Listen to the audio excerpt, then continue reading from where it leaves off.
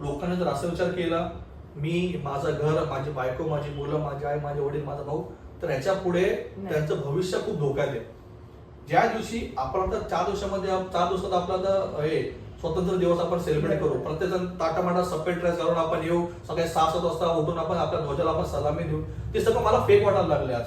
जर ते खरं असेल तुम्हाला ध्वजाला सलामी द्यायची तर ते फक्त त्या कपड्याला सलामी नका देऊ. त्या कपड्यामार्फत जी आत्मा जिवंत या देशाची, त्या आत्म्याचं रक्षण करायचा प्रयत्न तुम्ही कराल तर तुम्ही खऱ्या अर्थाने त्या देशाला तुम्ही सलाम तोडताय. आणि त्याची आत्मा ही लोकशाहीमध्ये जिवंत आहे. भारत हा जगातला सगळ्यात मोठा लोकशाही मानणारा देश आहे आणि जगातली सगळ्यात मोठी डेमोक्रेटिक कंट्री म्हणून आपण ओळखला जातो आपला भारत देश.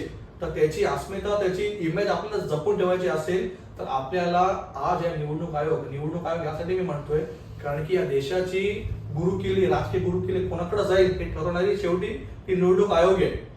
कंट्रोल त्यांच्याकडे असतो शेवटी. त्याच्यामुळे त्यांचा कशा प्रकारे आपण लोकांच्या ताकदीवर त्यांना आपण झुकू शकतो हा विचार आपण प्रामुख्याने केला पाहिजे.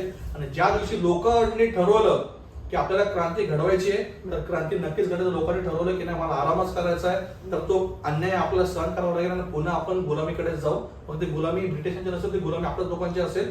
आपल्यातीलच गुन्हेगारांची गुलामी आपल्याला स्वीकारावी लागेल.